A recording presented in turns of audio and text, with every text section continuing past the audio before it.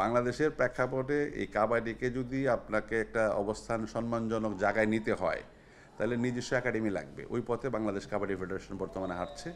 তো আমরা চেষ্টা করছি একটা লার্জেস্ট একাডেমি যেন এশিয়া সারা ওয়ার্ল্ডের থেকে বড় একটা একাডেমি যেন বাংলাদেশে কাবাডির করা যায়। আমরা চেষ্টা করছি 10 থেকে 12 একর জমির উপরে যেন এই একাডেমিটা করা যায়। দেশি বিদেশি এঙ্গেজমেন্ট এখানে থাকবে, বিভিন্ন জায়গা থেকে এখানে ট্রেনিংয়ের জন্য মানুষ আসবে, প্লেয়ারদের আসবে, এইজ লেভেলের ইন্টার এক্সচেঞ্জ প্রোগ্রাম থাকবে। সেক্ষেত্রে ইতিমধ্যে আমরা Nepal, Thailand, Bangladesh and Malaysia already আমরা 4 দেশই 4th নেশন একটা এগ্রিমেন্ট সাইন করেছি। আপকামিং আমরা ইউরোপের কিছু দেশের সাথে 6টা দেশের সাথে সাইন করব।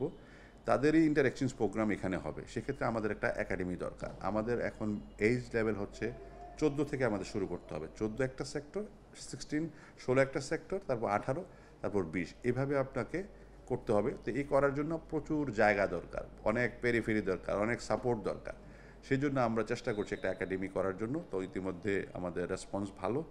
আশা করছি খুব শীঘ্রই আমি আপনাদেরকে জানাতে পারবো কখন, কোথায়, কীভাবে হচ্ছে। তো এটা আমরা জানাবো ইনশাল্লাহ। প্রাথমিকভাবে এটা কি আপনারা অর্থায়নটা নিজস্ব অর্থায়ন করার পরিকল্পনা করছেন নাকি সরকারের হেল্প নিয়ে করছেন? আর জায়গা জমির ব্যাপারটা কি এখন পর্যন্ত?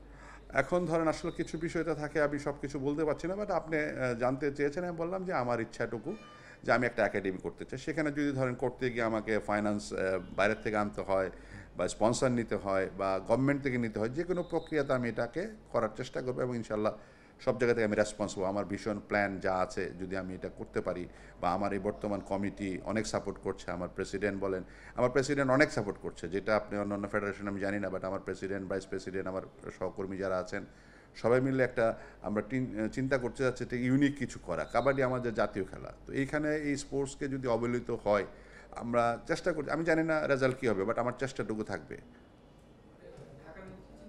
না, এটা ঢাকার বাইরে, অবশ্যই ঢাকার বাইরে। এত বড় জায়গায় ঢাকায় হবে না, এবং ঢাকাতে হলে কি হয়, এটা ইয়ে হয়ে যায়, প্যাকড হয়ে যায়, এটা একটু সমস্যা। আমি ঢাকার বাইরে হবেন, ওয়েদার ভালো, অনেক কিছু থাকতে পারে এখানে। আমার যে জায়গায় আমি প্ল্যান করছি 10 থেকে 12 একর জায়গা আমি প্ল্যান করছি, তো ওই জায়গাটুকুতে প্রোভাইড করতে হলে ওখানে এই জায়গাটুকুতে কাজ করা যেতে পারে। তো সেই বিষয়ে আশা করি আমরা আরও আপডেট আপনাদেরকে দিব এবং জায়গার নামও বলবো, সব কিছু বলবো, কোনো সমস্যা নেই। বাট এটা করতে চাই, আপনাদের সহযোগিতা লাগবে।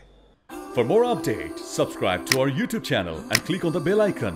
Follow us on Facebook and Instagram. Download T-Sports app to enjoy exciting games and highlights. Visit tsports.com.